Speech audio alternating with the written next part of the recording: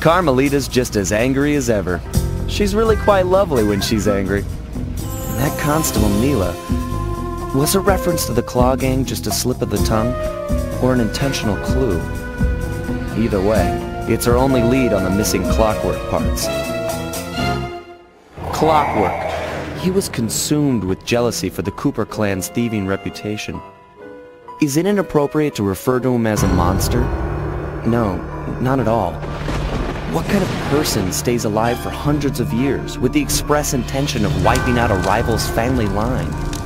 Imagine the hatred fueling that first decision to replace his mortal body with soulless machinery. Ultimately, it did the trick. Clockwerk lived on. He caught up with my parents, and I wound up in an orphanage. It's there that I met my pals, Bentley, the brains of our outfit, and Murray, the brawn.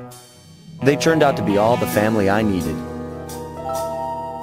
2 years ago, I thought I'd finished it. How naive to think I could so easily put an end to that kind of hatred. And now he's back. In pieces, sure, but the threat is real. Does the Klaww Gang even realize what they've stolen? I don't know what's in my future, but I won't let it be a repeat of my past.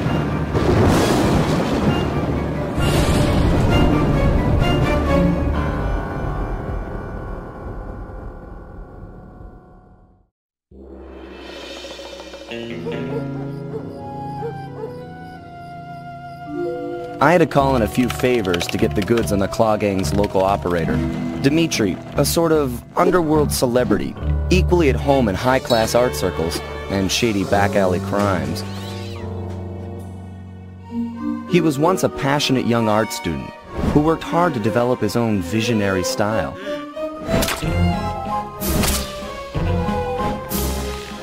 Unfortunately, the art world wasn't quite ready for his kinetic aesthetic.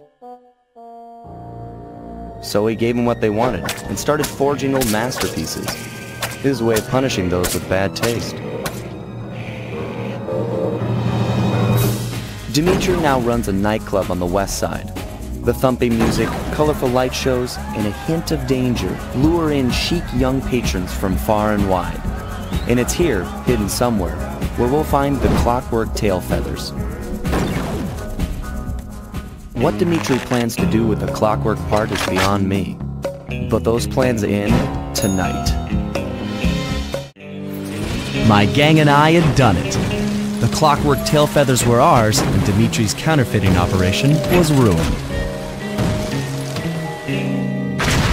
Due to the untimely arrival of Carmelita, my escape got a little tricky. Angry at having just missed me, she took it out on Dimitri, shutting down the nightclub and throwing the frustrated forger behind bars. The gang and I headed out of town for a week in Monaco. I figured the team had earned themselves a well-deserved break. Another Clockwerk part had surfaced in India, so the boys and I loaded up the van and zeroed in on our next target, a mysterious spice lord known as Rajan. A self-made man who grew up poor on the streets of Calcutta, he started his life of crime selling illegal spices in the black market, eventually growing his small outfit to a sizable operation, and earning himself a seat in the prestigious Klaww Gang. He's since crowned himself Lord of the Hills, and while he goes to great lengths to convince others of his royalty, it's mostly to convince himself. True to form, he's holding a lavish ball in his newly purchased ancestral palace.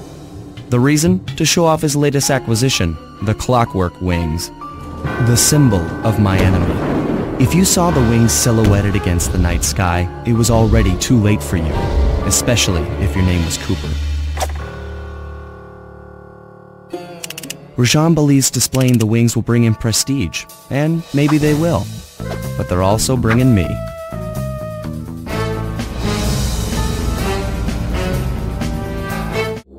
After the gang and I got away with the Clockwerk wings, Carmelita blew her cover and started making arrests left and right. With his reputation in shambles, Rajan was forced to flee from his own party. He's now in hiding, somewhere deep in the jungle. The gang and I took a break and headed for Bollywood. It took some doing, but we eventually snuck Murray onto the set of a full-blown Indian musical. I was happy the guys got to unwind, but Rajan was still out there. And somehow, I knew things were about to get tough.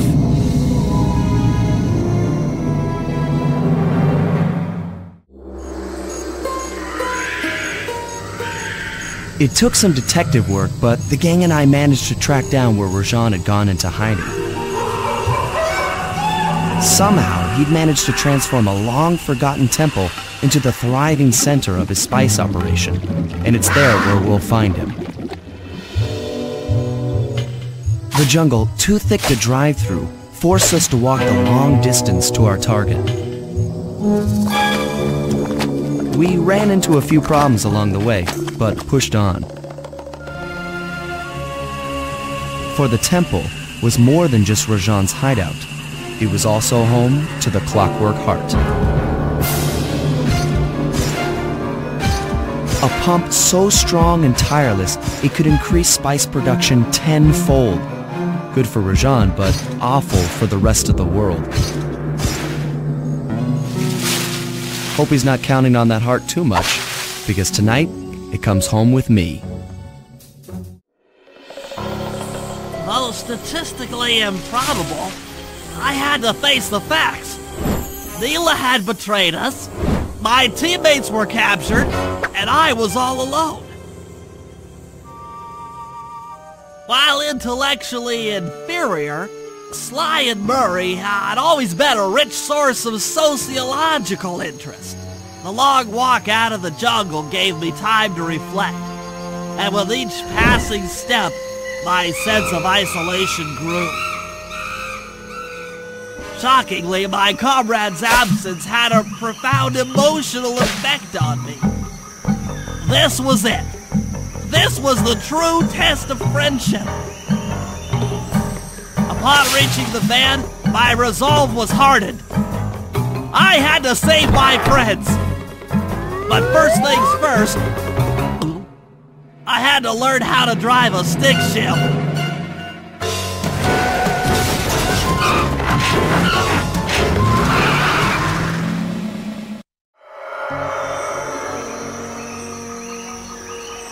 It took a sleepless week of data crunching, but I eventually tracked down the location of my friends, locked away in the mysterious towers of Prague.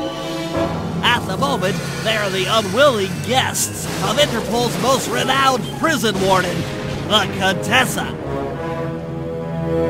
While still a criminal psychology student, she entered into a whirlwind romance and married a wealthy aristocrat.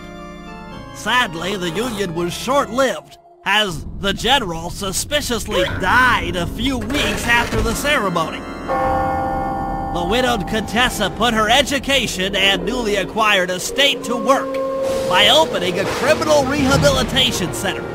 Her pioneering use of hypnotherapy has produced some good results, and subsequently earned her a prominent position within Interpol. My friends are locked up somewhere in the clinic, and are slated for the Contessa's Good Samaritan brainwashing. If I don't bust them out soon, they'll be working a 9-to-5 job selling shoes, and I'll be out two best friends.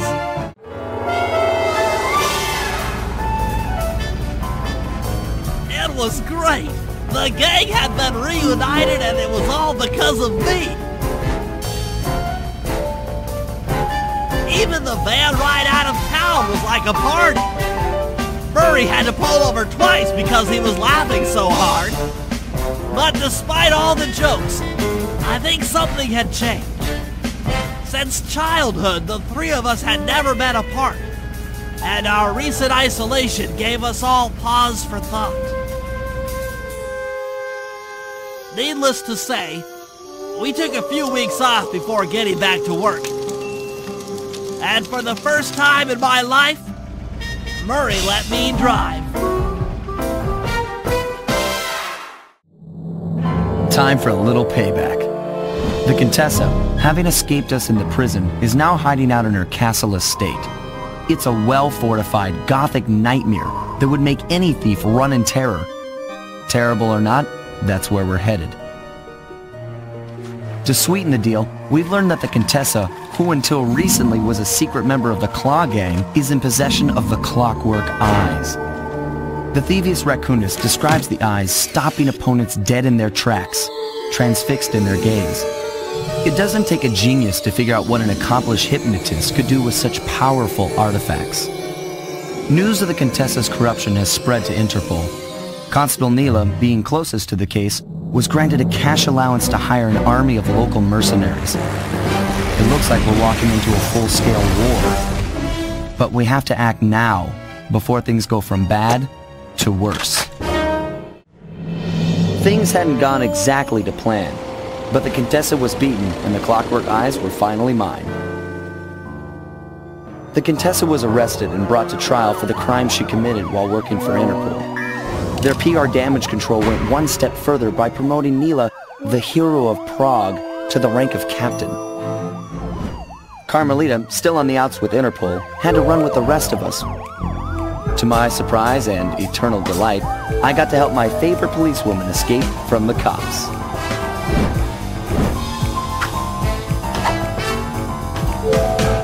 I tried to put it all out of my mind. This Klaww business was spiraling out of control, and I knew that my gang was at the center of it. We'd be back in action soon enough, but for now, well, we just laid low for a while. Following the trail of spice shipments, we made our way up to Nunavut Bay, Canada, the secret hub of Jean Bisson's shipping empire. As a young man, he trekked across Canada to strike it rich during the gold rush of 1852. An avid prospector, he took some chances and ended up buried alive in an avalanche.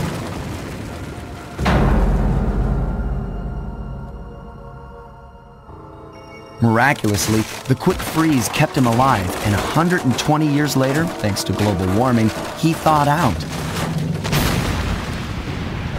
A product of his time, he dreams of taming the wild north, damming every river and chopping down all the trees, with progress delivered at the sharp end of an axe.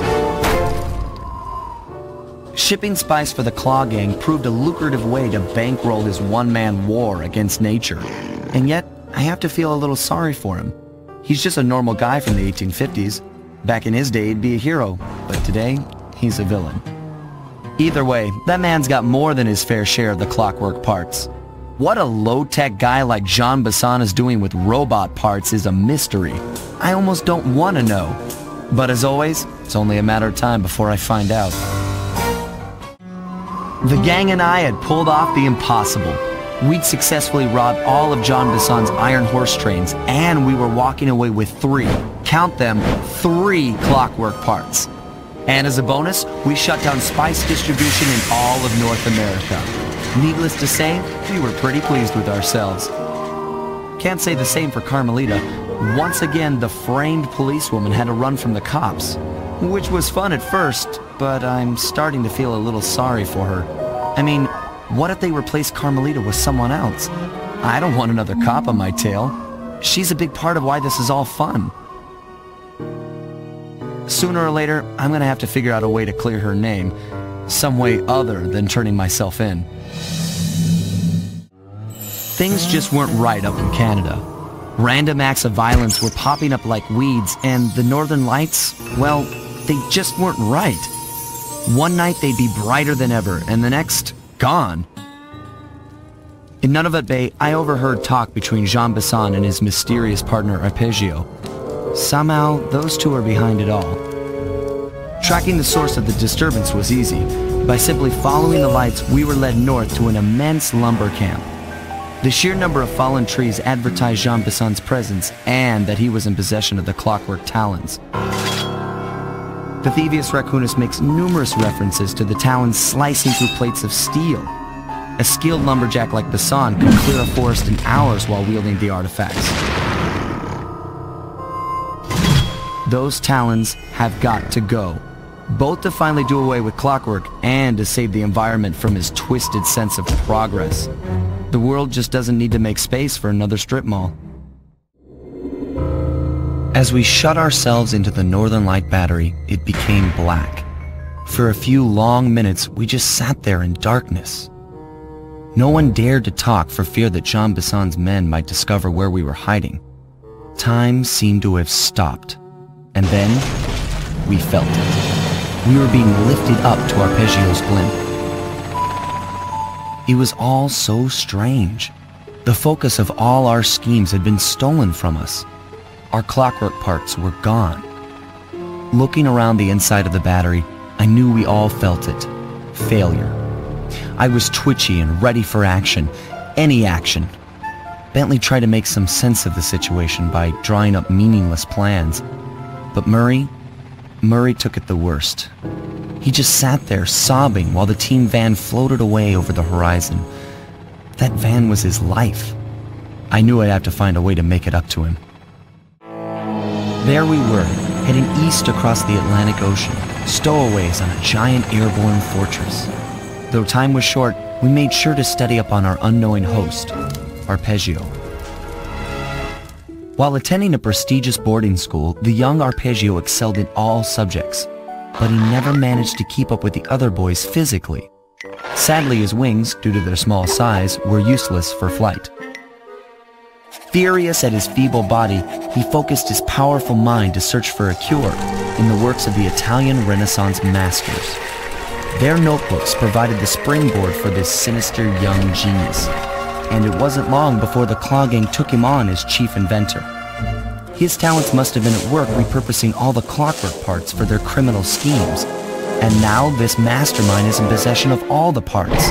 It's only a matter of time before he puts them back together. And when that happens, well, I'm not going to let that happen.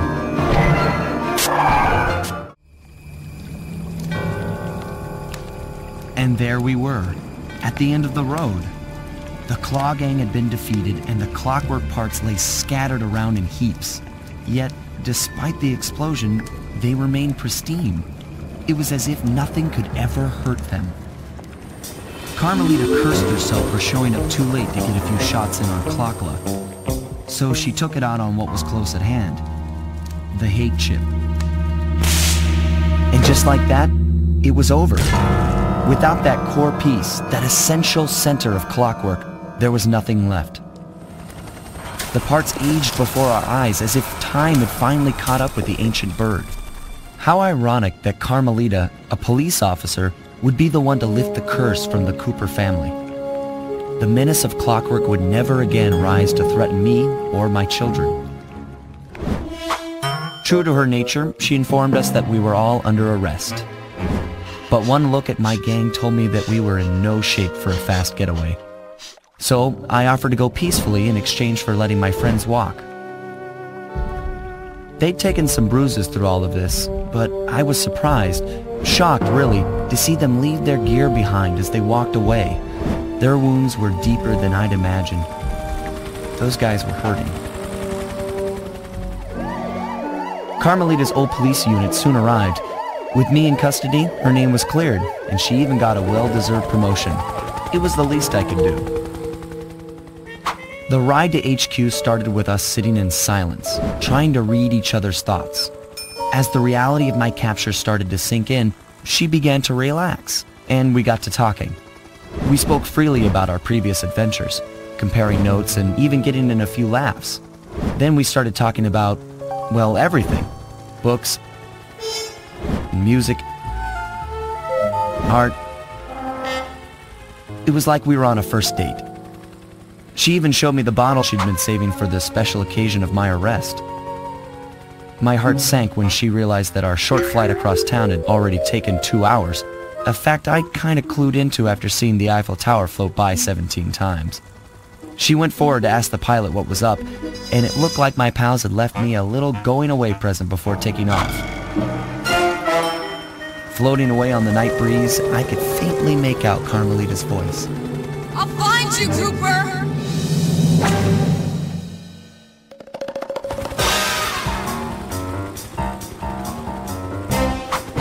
I'll be seeing you soon.